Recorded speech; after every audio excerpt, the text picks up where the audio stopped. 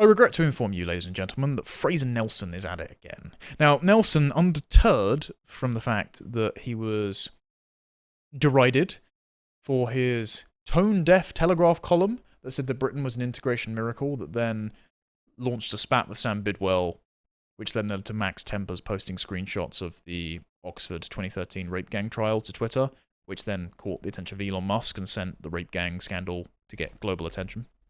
Undeterred from that defeat, Fraser Nelson has now skulked off to the Times to become their lead columnist after Michael Gove took his gig at the Spectator, and is now saying that Britain is decoupling from Europe's decline. Now, the decline in question is not in cultural quality or GDP per capita, but in raw population numbers.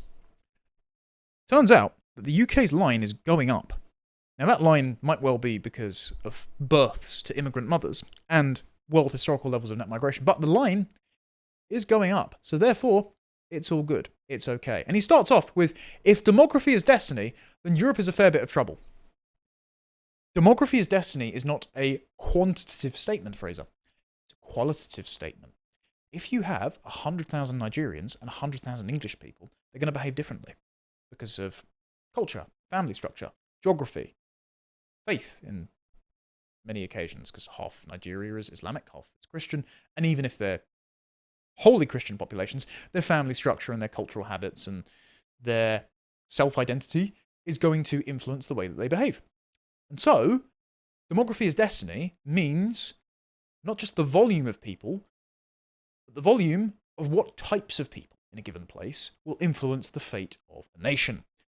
The fact that he doesn't understand this, or is willfully ignorant to it and trying to pretend otherwise, is staggering when he accidentally, in his ignorance or attempts to layer over an ideology atop the actual state of things by saying that multiculturalism is working, kicked off the global conversation about the rape gangs in the first place, which I have heard that people in his orbit weren't too happy about him doing. But anyway, he writes, only one major European nation is forecast to escape decline. The good news was confirmed this week, so it's good news, by the way.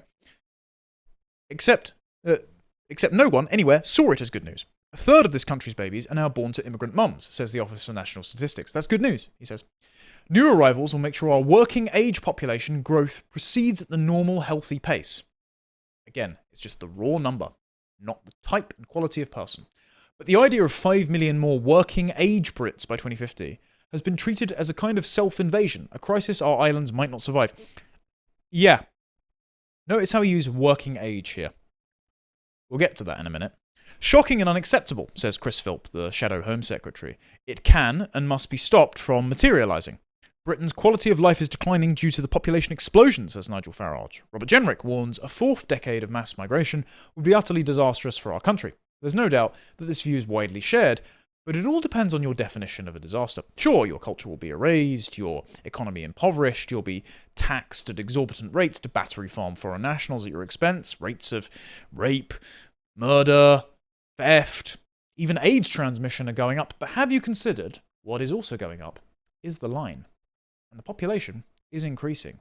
Therefore, all of those problems are just marginal concerns. Not a disaster. In fact, it's good news. According to Fraser Nelson, he says, quadrupling net migration, as Britain did in the years after lockdown, was a blunder, for which the Tories are quite rightly still apologising. Blunder. They're apologising. We'll get to that in a minute. They didn't understand the post-Brexit visa system they built and only grasped the scale of what they'd done after they lost the election. They broke the golden rule of immigration, only take in as many as you can digest. But they did so because immigration was a way of covering up social and economic failure, a short-term solution to almost every problem. Now, the golden rule of immigration isn't take in only as many as you can digest, because that implies that we should be taking in as many foreign nationals that want to live here as our logistics and our infrastructure can allow.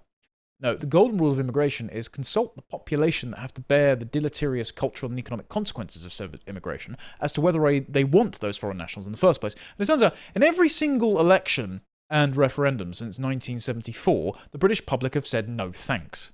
And yet, thanks to Fraser Nelson saying we hear your concerns and doing the opposite, they've got record numbers of foreign nationals being imported and housed at their expense. Right. Yeah, I would say that's a disaster, wouldn't you? Mysteriously, Nelson then comes to the following conclusion. Stopping the arrivals will not fix those problems. The immigrants came in at such numbers because of welfare dysfunction. Dumping millions on sickness benefit had created a vacuum in the jobs market, sucking in new workers. Turns out that if you bring more people in, they need services too, and so that manufactures consent for more people being brought in to fulfill the services needed by the people brought in the first place. And so it's just a constant self-generating feedback loop of foreign nationals need healthcare and jobs. 74% of jobs, by the way, since 2010 have been filled by foreign nationals, and yet GDP per capita has stagnated. Pretty much all of the private sector job growth since 2021, according to Neil O'Brien MP, has gone to foreign nationals. So this is not a benefit at all to the British people that actually live here and have nowhere else to go. But if you bring people in, they need services. So the services creates job demands. The job demands can only be filled, apparently, by foreign nationals, especially under the public sector equality duty and various DEI legislation that says that we're going to hire black people instead, because white people are somehow morally deficient because of the sins of slavery or whatever. I mean, this is what's happening. Actually, it turns out that if you stopped all of this world historical level of wage competition, and you stopped discriminating against very competent, law-abiding, tax-paying white guys, lots of those positions would be filled. This is why reform's policy of making work pay by lifting the income threshold and also deporting lots of criminal foreign nationals so that they're not a massive tax burden is a good idea. I think it needs to go a bit further, of course. We need to be much more ambitious in the number of illegal immigrants that we can remove, and it seems that signals have been made by Nigel Farage to follow Trump's example on that, which is excellent. It's well within the Overton window, it's sensible, it's just upholding the rule of law, and also I think that we can be more ambitious on our income tax cuts. I mean, if we had Doge UK, we wouldn't have such a large amount of spending commitments to spend my hard-earned money on, especially things like foreign aid to nuclear-armed and Islamist Pakistan, for example. But anyway, I'm getting ahead of myself. Point being, if you made work pay and stopped discriminating against white guys, you'd actually fill those positions. But instead, we need to battery farm infant African care workers and all of their dependents that outnumber them, because Fraser Nelson thinks that's a good thing. And so, he says, failure to fix the housing market led to chronic undersupply. What's creating the demand, Fraser? An issue made all the more acute by the migration surge. Failure to train enough doctors and nurses has left an NHS staffing vacuum. Only 3% of all of the visas given out every year are to quote-unquote doctors and nurses. Okay. The failure of companies to automate has left too many humans stuck in jobs that machines could and should be doing. I'm actually okay with the stagnating or slightly diminishing quality of life as long as I live in a nation of neighbours rather than a nation of strangers. And I think a lot of people were willing to bite the bullet on prospective economic problems, sort of teething process of Brexit, so that they could get migration down. But instead, they got economic stagnation plus infinity immigrants as well. So you can see why they might think this is a disastrous betrayal. And literally all of those tax burdens would be alleviated if you stopped the world historical levels of foreign dependence being imported into my country.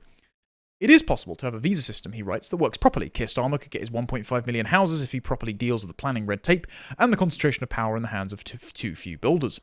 Boosting the workforce by reversing the rise in sickness benefit could give us the G7's fastest growth. I also don't want the entire countryside battery farmed over. I don't want all the green and pleasant land smothered in concrete so I can stick Somalians in there forever. I'd rather not. Iron CLA doesn't want that too, because she left Somalia for that exact reason. You could just listen to what the country wants instead of trying to fit the square peg of infinity immigrants into the round hole of it literally being impossible while having a peaceful and prosperous society, Fraser. You could do that, but suppose not. He says, boosting the workforce by he's already said the sickness benefit thing. Automation and training would lift skills and salaries. But even if all of this were done, we'd still need mass migration to keep the working age population growing in spite of our low and declining birth rate. You don't need constant population expansion and growth. You don't need a constant population expansion. You do know that. We could actually just maintain it. That would be wise. It is a plausible option for the UK, as confirmed by the figures this week, but less so, it seems, for the rest of Europe. Now, bear in mind as well, why is preserving a worker age to retiree ratio desirable if the economic output and the cultural beliefs are drastically different to the country that you want to try and maintain? If the working age population themselves are not actually working and generating tax revenue, big flaw in your plan, isn't there, Fraser? And culture actually inspires economic output, because an economy is the aggregated actions of a people in a place over time, and a culture is the stories, customs, and traditions that belong to a people, that have been generated by a people in a place over time. And so if they're acting on cultural assumptions, then their economic output is influenced by that. And so it all comes back to, who are the people? What do they believe and what do they do? And if they believe silly things and they do less than the British, then you're not actually going to get a stable economy or a recognizable culture. I know it seems like I'm belaboring the point here, but it really does feel like I'm explaining something shockingly simple to people that either don't or just refuse to get it. And so the inability to distinguish between peoples leads Nelson to the following fallacy. And he says, the Farage policy of net zero immigration, which itself is just a one in, one out immigration policy, right, is certainly possible. But unless he also has a policy to reverse the birth rate decline, something that no country in the world has been able to achieve on a sustainable basis, it would be a formula for national decline. Now, national decline here is, again, synonymous, for Fraser Nelson, with just the raw population dropping. Not cultural change, not economic deprivation, not the quality of person that is coming in or being born here. And instead, I might suggest that making our country a familiar place to raise children in, and making it so that I'm not competing with literally the entire world for a good job, and making it so that I'm not priced out of a home in my ancestral homeland by a large number of foreign nationals who claim social housing at my expense, and just the raw population numbers outpacing the house building numbers. All of those things might encourage people to get married, get a job, and have families earlier. If you weren't turning my home into a revolving door of mercenaries who are only here to pilfer the economic prosperity of a very different people to themselves and will disappear when the going stops getting good. If that weren't the case, I think a lot more people of my generation would actually be having families, because they wouldn't have to rationally plan said families against deleterious demographic, economic, and cultural circumstances that change beyond their control. That would be a good idea. But no, instead, ethnocultural silos, apparently, are a good thing, according to Fraser Nelson. And he says, Britain is being granted an exemption from the politics of human shortage. That's the sort of ultimate betrayal there. Human shortage. It's just the raw number of people that are just undifferentiated from any type of other people and what they believe and their family structures and gods they worship and all these sorts of actually important things for building a civilization. He says, demographic decline means shrinking tax revenues, crumbling welfare systems, and economic disaster. All those things we've already got with world historical levels of migration, yeah? This, it seems, is not our fate. You opened your blinds or curtains anytime soon, Fraser. Instead, we see an extraordinary opportunity. Get our social and economic model right, and we could well manage the next couple of decades better than any other country in Europe. Quite a prize in there for the taking. The problem is, if you just drop the perfect Austrian economic model on a sub-Saharan African nation, sure, Botswana might be more prosperous than Uganda or race communist South Africa. But can they maintain the system at the same level of a well-educated and pre-functioning European or North American civilization? Well, we can see not really. Or East Asian, of course, because South Koreans and the Japanese are very intelligent and very industrious. And so, just applying this ideological framework of a non-welfare-ish state doesn't maintain that over time if the people's cultural beliefs do not value the things that the state rests upon like stilts. Again, it's astounding that I even have to explain all of this. Literally, to Nelson, anyone who is born in the UK is as indistinguishably English as Hengist and Horsa. Like, if the Viking invaders came over and had children, they would instantly be British. There is no wonder why he cannot see these economic and cultural disasters coming down the track at us as anything other than good news, because he just thinks raw number of people born in Britain, in the physical landmass of Britain, means more Britons, which means line go up, which means all other lines must go up too, right? And also, look, the misconception is very clear about this indistinguishability in the fact that he calls them working age Brits and a solution to the politics of human shortage. Because if they're not actually working, they're not generating economic output at the same level as those who are British culturally would, then yeah, you're not going to get the same net result. But he can't foresee that because he just sees them born in Britain, therefore British. Now, he should know this, and he kind of makes a tacit admission that he knows this, because he put out a tweet here The original tweet was this: the UK is now the only major European country whose workforce will be growing in 25 years' time.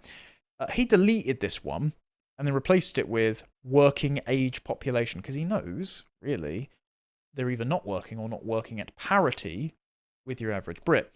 And he put that tweet out, and I responded to it. And I think it should have, if I just click the option that says most likes, or you can do that on your phone, but I put a response to this somewhere, and yeah, he decided to block me. Thank you for watching that clip from Tomlinson Talks. If you liked that and you would like to see more, you can get the full 90-minute show every week on a Wednesday afternoon, live from 3 p.m., only on lotuseaters.com, and all of the other content that my colleagues produce behind the paywall for as little as £5 a month. Thank you very much for supporting us, and I hope to see you there. Until next time, goodbye.